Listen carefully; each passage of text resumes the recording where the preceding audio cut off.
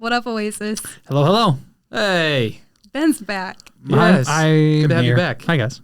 Someone, I'm not going to say welcome. who, but someone told us that last week's episode with Jess, Emily, and I was their the best. favorite one of the feels year. Right. That's great. And they didn't exclusively say because Ben wasn't there. I mean, there's correlation. You could read in the lines. For sure. No, just kidding. I think we need to dive into whether that's causation or correlation. I think am I me being gone, was that the reason it was the best? I don't know. Or is it just I didn't correlated? listen to The it. fact that I was gone has nothing to do with it. It just happened to be There's a lot of great factors. episode. It was a little bit longer. I had bronchitis. You did have bronchitis. I think we had to pause. Emily she was literally crying. There was a tear that I saw roll down her cheek. I thought I said something. Should I leave and then see if it happens again? I mean, that's how you test this. I think we gotta have a lot more data points than that. Fair. Wait, I got a mixer. Okay, if you could trade places with anybody, like past, present, even future, for one day, and you can choose what day, who would you want to trade places with? Did you get? You didn't get it yet? I gotta go last. Did you? Do you have one? I have one. Okay, let's hear it. All right, 2008 Beijing Olympics, Michael Phelps. Great answer. That's a great answer. Yeah, but Dang. do you know he was under like immense mental torture? But But it'd only be for one day. you know how much? And then I go back to You know how being many myself. calories he Yeah, had but to like, consume a day? We only see the outside. You only see would the you would victory. embody Michael You only know the Phelps. celebration and joy. Like if you hear him talk about it, that was pretty much his hell on earth. It He's was winning all these the gold worst medals. time in his life. Yes, he's winning all these gold medals. Everybody's cheering him on, and he just felt this crushing pressure of all of America who expected him to do this thing. And you guess want what? That? And guess what though? It can't be different than preaching. Maybe just a little different. Just a little. But he did it. He did it, and then his life fell apart. Yeah, I mean that's. And then he put it back together. He did put it back together. Amen. Great golfer. Proud of him. Anyways, what would you? I don't have an answer. You don't have one either. It's like a maybe like Tiger when he won his first Masters, by how much he won by and how young he was. It's just a crazy feat. Yeah.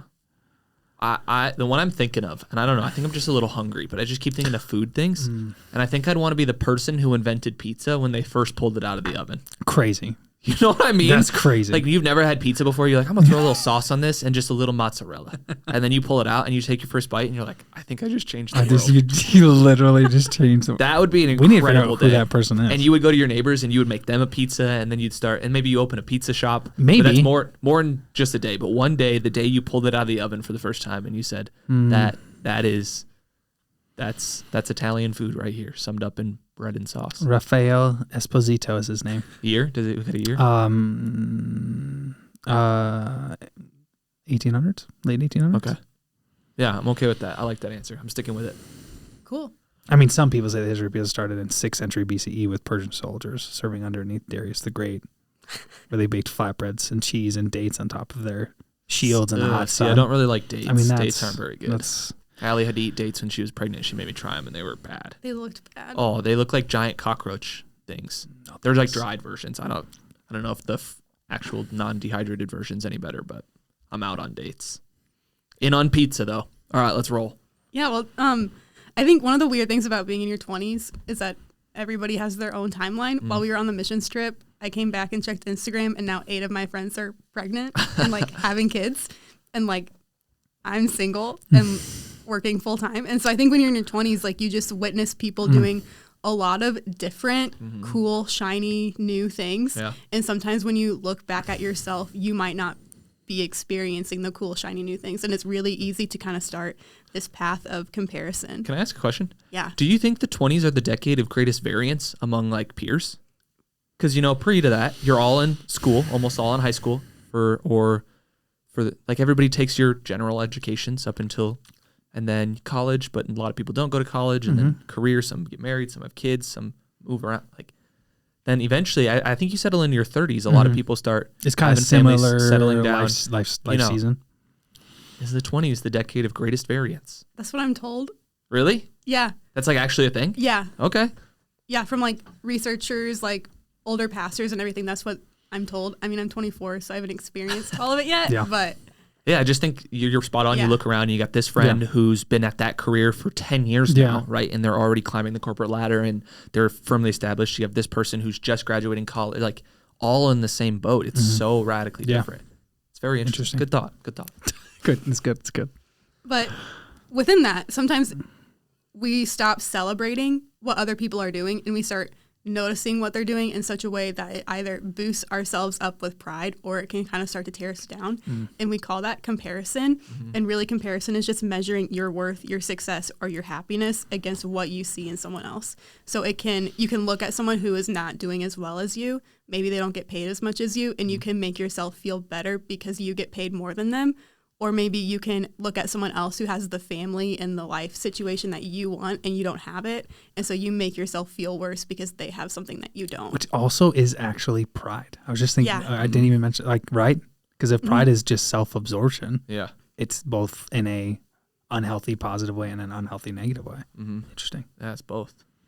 Yeah, like insecurity is holding on tightly to the things of your life that still you shouldn't be holding on to. It's good. And so how comparison works is that really it's a misunderstanding of who we are as people. And so we start with our actual self. So that's like how God actually created you. And it's also in how God is transforming you in his time.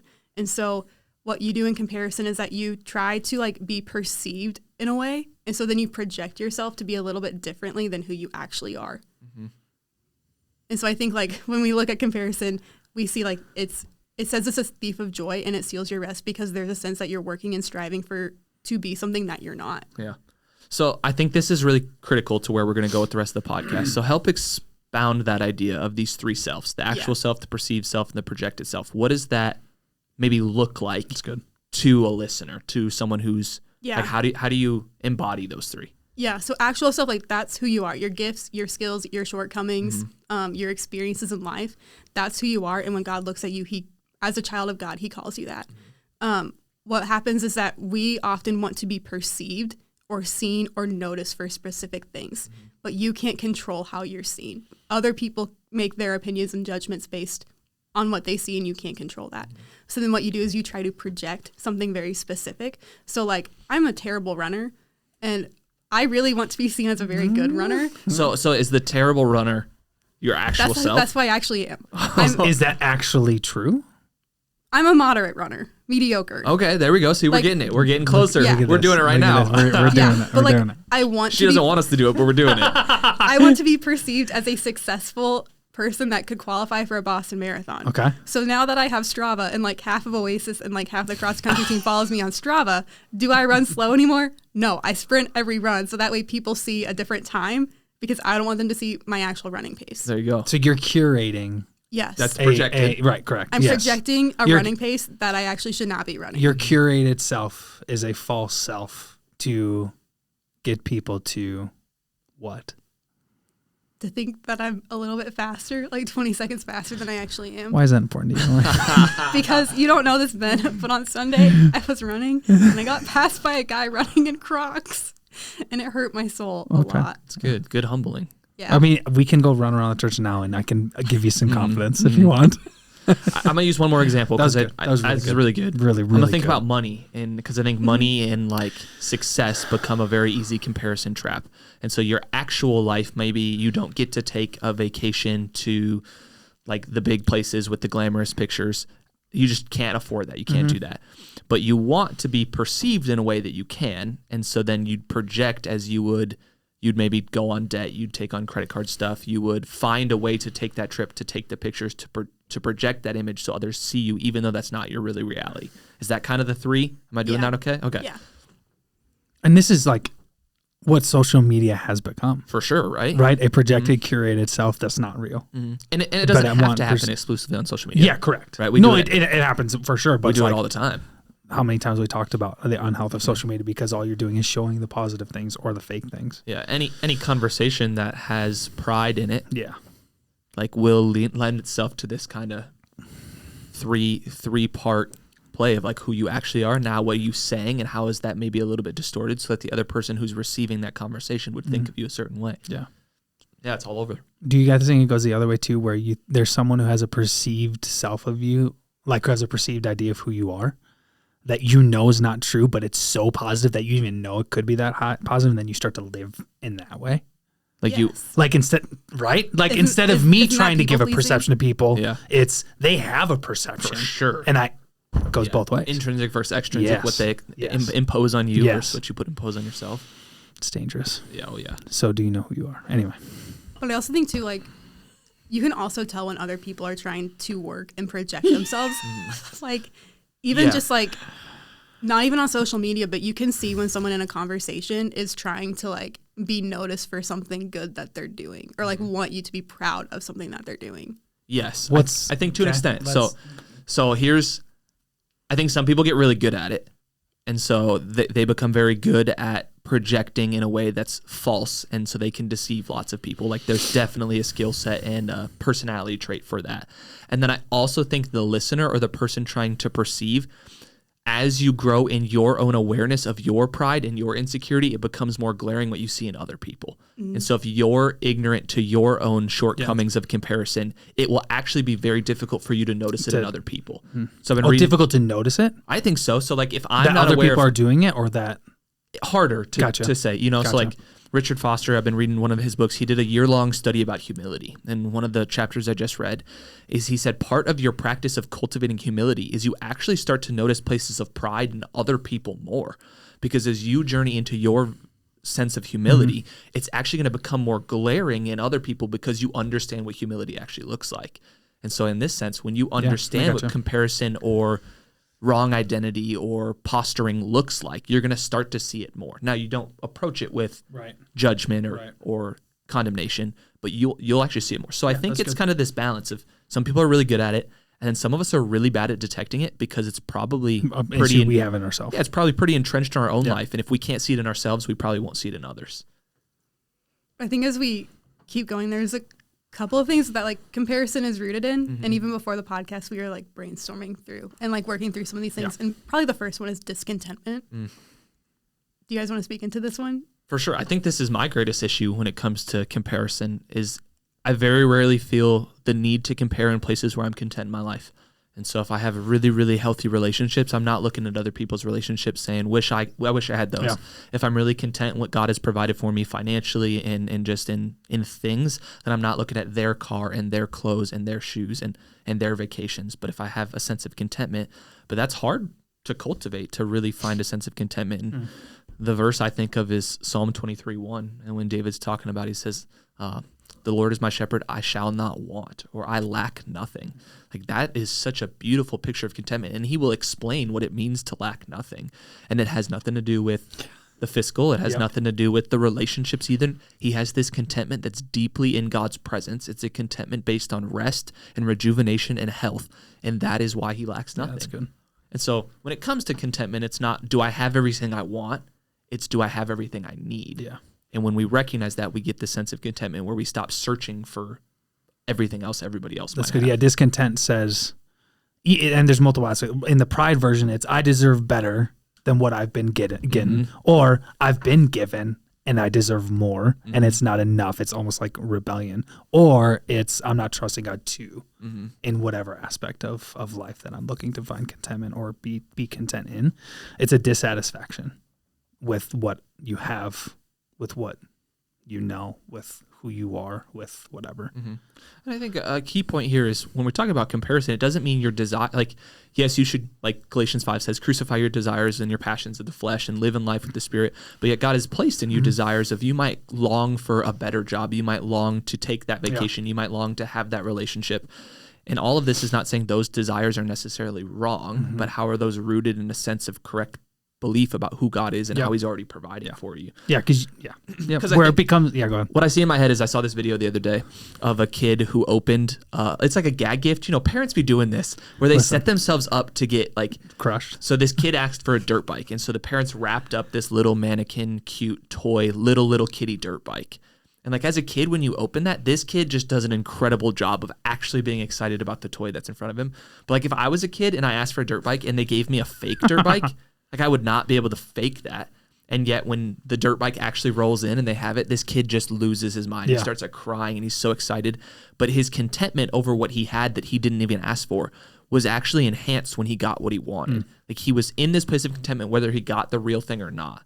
And I think that's a good picture for us of like, he still wanted the thing, yet he was content with what his parents had provided. And so you can still long for something more and yet be content with what God has you right now. Is the desire going to give something a fulfillment to you that is unhealthy? For sure. Yeah. That's good. And has it been a desire that's been shaped by God? Yeah. And I read an Instagram post from a pastor this morning, and he was talking about like how a lot of times when we say like God will give you the desires of your heart, yes, God sees you and he knows your wants, but are you is it God giving you the desires of your heart, or is it God giving your heart desires that he desires for you? And so just kind of navigating like, are we discontent because I'm wanting things that God doesn't actually want for my life? Maybe they're good things, but maybe there's not what God wants for me right now, and he's giving me something else. That's good. Or we could talk Philippians 4 just real quick of Paul saying he's learned the secret of contentment.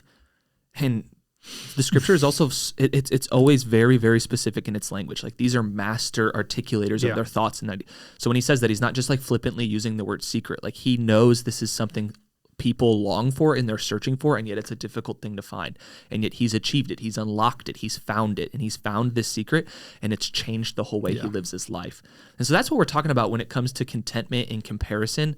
Like it's not this like easy thing that today you can just choose to be content and tomorrow you'll never compare again. Like, no, this is probably a lifelong journey of learning what it looks like in humility to respond in contentment so that you can have healthy relationships that you don't compare. And Paul says towards the end of his life, I've achieved that. Yeah. Now, I haven't, but I'm on the journey and I'm growing in what it looks like to be content and to not compare. Yeah, I mean, that's Hebrews 13:5. I'll just read it. Keep your lives free from love of money and be content in what you have, because God has said, never will I leave you or never will I forsake you. So we say with confidence, the Lord's my helper. I won't be afraid for what can man do to me. And then immediately he goes into remember your leaders who taught you the gospel, and says imitate them. Yeah. Not because you're comparing yourself of where you're not and where they are. It's they in experience learned what it meant to be content in every situation. Therefore you can too. Watch what they've done, learn what they did, and put that on yourself. And he says Jesus Christ is the same yesterday and today forever, which is the foundation of where we'll get to. And you just unlocked a whole nother section of this conversation we haven't touched, which is like spiritual discontentment, where I have some things in my life that I'm not content that God hasn't removed or he hasn't fixed, or I'm not where I want to be. And so I look at others and it's like, you have more peace and you have more joy and you know the scriptures better. You have less temptation. Yeah, like all these things, and we become spiritually comparing and we downgrade ourselves in insecurity, or like I don't remember, I'm not going to get a good reference for here, but the Pharisee who steps in and he looks at the tax collector and he's beating his chest, but he says, I tithe my tenth and I give the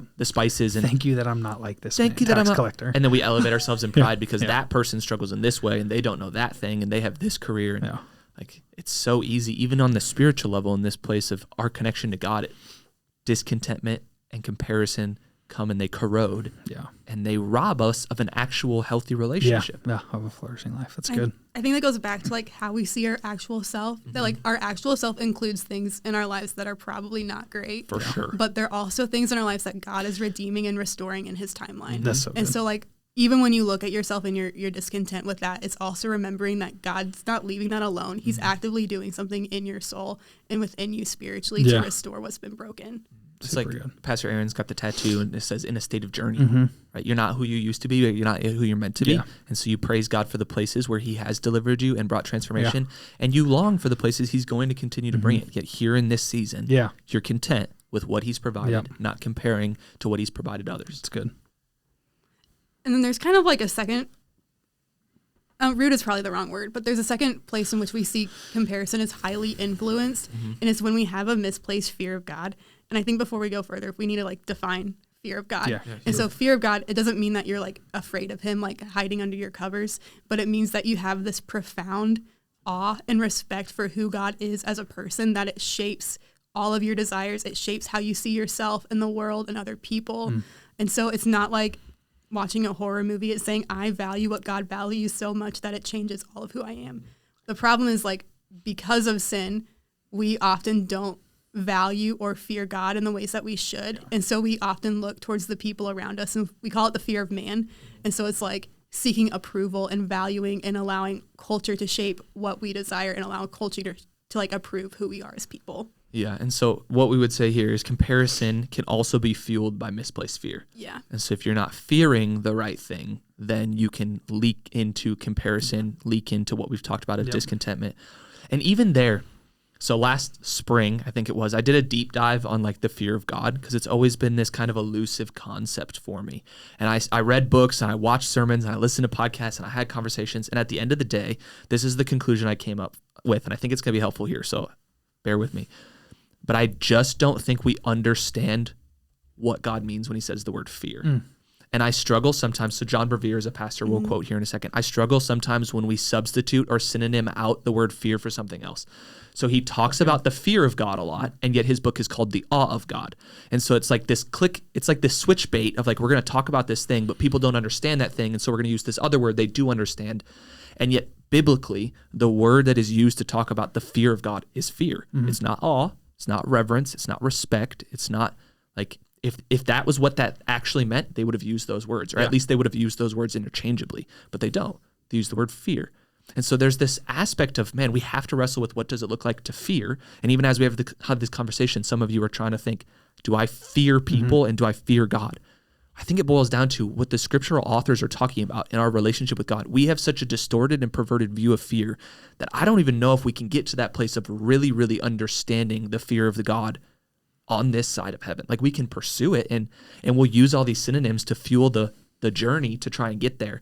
But what does it look like to actually fear God in a healthy way? Yeah. That's a really, really complicated idea that, I mean, I spent months and I'm like, I just don't know if I can understand fear like that. Just dive into the Hebrew.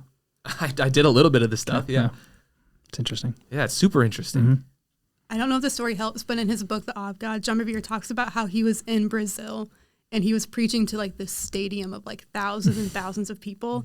And then like he just had this moment where he was like, if I say the wrong thing, like I would be disobedient, and like by God's grace, I would get to live. And so it's just understanding like the holiness of God is just so much more magnificent and larger than what we can imagine. And that's why we fear him, is that God is so other and is so pure than who we are as people, that like for even us to come into his presence, like he gave everything for us to like be in that. And so when he was in Brazil, he was like, if I say the wrong thing, I'm going to get smited. And so I don't want to abuse the holiness of God. And so because of that, like he had like this fear of the Lord. And so to bridge this idea and to kind of bring us back is, if you have a correct understanding of this idea of the fear of the Lord, the awe of God, if you can correctly understand God's holiness and his justice and who he is, and then you can start to live in a way that doesn't have comparison at the root so often. That's good. Yeah, that fear shapes your values. You adopt what God sees. You allow him to shape the desires of your hearts. And so when you see your friends and your family and they're like doing great, nice, shiny things, like you're not tempted to make yourself feel better or worse about that, because you value something that God values. Yeah. And so the John Bevere quote we'll use is, the more we lack the fear of the Lord, the more we will lean into our projected image. And so if you don't give your attention or your focus or have a healthy view of who God is, you will feed this distorted view of who you are. And so you're going to feed one of those two things. And so if you're going to pursue God, hopefully it begins to remove that projected image. That's good. And I think when you do that, like you're going to remember that God created you with value. Like it's not like actually removing, like it's not giving yourself a negative view of yourself. It's adopting how God actually sees you. And he sees us in a way that's probably a lot better than what we actually see ourselves as. Yeah, probably. But maybe definitely in Christ. Maybe as we wrap up, like what does it look like for us to kind of trust God in our own timelines and also partially develop a holy fear? Yeah, it's this too, right? If the root of comparison is discontentment and an aspect of that is misplaced fear, it's okay, well then what's developing a healthy fear, and how do I deal with my discontentment? And I'll just start with that one. Deal with my go ahead. I'm just going to take us one step back, because I love what you both said here, is we use the language root, or how to like get rid of. And I think when it comes to stuff like this in Christian circles, we say, I got to stop comparing. I'm just going to stop comparing. And so we try to tweak our words without ever moving with anything in the heart, right? And so I won't compare out loud. I won't say that, or I won't do this. But in our heart, nothing's actually changed. And Jesus, when he talks, like, can fresh water flow from the salt water? It's like, no, you have to purify from the inside. So that's the work we're about to talk about. It's like, how do we remove discontentment? How do we learn to trust God? And then out of that new wellspring of life inside of you will come this perspective that's different than comparison. And I just feel like we need that, because it's like, so often people are like, well, I'm just going to stop cursing. I'm just going to stop comparing. I'm just going to stop gossiping. It's like, no, those are symptomatic things of a much deeper root. So no, you got to learn to love God more and see yourself correctly. And then all those things will flourish. So how do we do that? I agree. Well, I think, there's practical, intentional discipline steps that you can take. There are mind shifts that need to happen with even understanding what does it mean to live a life of satisfaction in the midst of me being dissatisfied. Okay. It's, do I actually, like, in my soul and in my pursuit of Jesus, believe that in Christ I have all I need. I think it is Psalm 23. So like if I want to destroy discontentment, it's not so much about the things that I do. There's an overflow of that. Yeah. There is literally a renewing of my mind, which starts with sitting in the presence of God and saying, okay, God, in the areas where I actually don't believe you are enough, show me and help me know that you are enough. Increase my faith. Let me see it. Like peace in life comes from knowing that every aspect of my life is in the hands of Jesus who loves me. So it's like I'm starting to just literally reframe what I believe about what life is and who he is. I mean, which is ultimately then that leads to trusting it more in the midst of where I'm not satisfied. I love that because it's not fake it till you make it. Yeah. It's real transformation on the inside based on the power of God through his spirit and his grace. Yeah. Like that's what we're longing for. Yeah, like for sure. God actually changed me. Yeah. Not that by my will and determination I would be able to fake it until I'm eventually not comparing. God anymore. doesn't care if other people look at you and think that you're satisfied. Yeah. He cares that your heart's transformed. Actually, he wants you actually satisfied. And how that's much good. better is that? So much better. So much. That reminds me, we had Devin Schaefer on here to talk about making a budget. Good old DS. Yeah. What a guy. But he said one of the things he does when making a budget is he asks the question, what's enough? And I think when we look at outside of even like money and everything, part of comparison is like we feel like we don't have enough. And part of discontentment is like God's not giving me enough. But what if we just like sat down and just said like, is this actually enough? Is my few friends actually enough? Yes.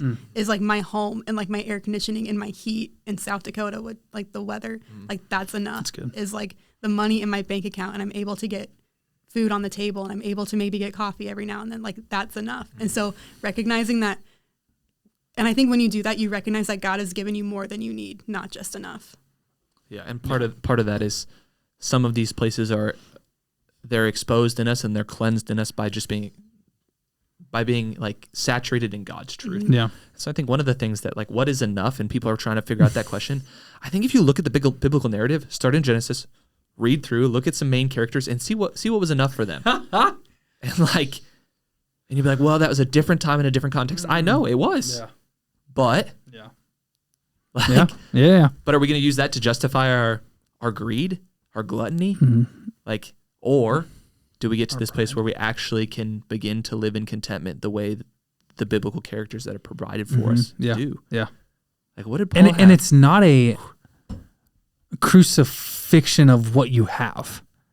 It's in the season you're in. This is Paul in Philippians. In seasons of abundance and of where I needed, I was content because I lacked nothing because I trusted the good shepherd. And so it's not, don't destroy yourself if you're in a season where it's allow your satisfaction contentment not to be in that, but to be in Jesus. Yeah. I think a couple questions that you wrote down that are really helpful is just where is your treasure? Like, what are you trying to store up? What are you chasing after? What do you value? I think that's a really good question if you're trying to like figure out like some of your pitfalls or places where you might be struggling, like and then finally, what timelines are you chasing? That one is, that's good because it's not necessarily the thing that's bad. Yep. It's the timeline in which I want the thing that becomes corrosive. Yeah. And that'll get people. I think the majority of the things we want, the answer from God is not no, but not yet. And yet, can we trust that timing? Yeah, I'm about to turn 25 and have my quarter life crisis. A quarter life crisis. That's like, good. I think I missed that. It's been weird. Like, did you? The expectations people have of you when you're like 25, and I've met none of them. Well, I met one. I have a full-time job. There you go. Congrats. Yeah, that's enough. Have people actually spoken these expectations, or are these societal assumptions that you've placed on yourself? Yes and no. But like, I think that's like that is a question that I've personally had to wrestle with of like, am I chasing something that I don't even need right now? Good. And that like God does not expect of me. And so like, I don't even need it. If God gave me all the things that I wanted when I wanted them, my life would be in shambles. Right? Like, isn't that, I mean, if you had destroyed right now. If you had everything you prayed for when you were 21, I mean, a lot of stupid things. Yeah. Oh yeah. That's good. Good stuff. That's good. So good. All right. I love that. That's all we got. Till next week. Goodbye. Goodbye.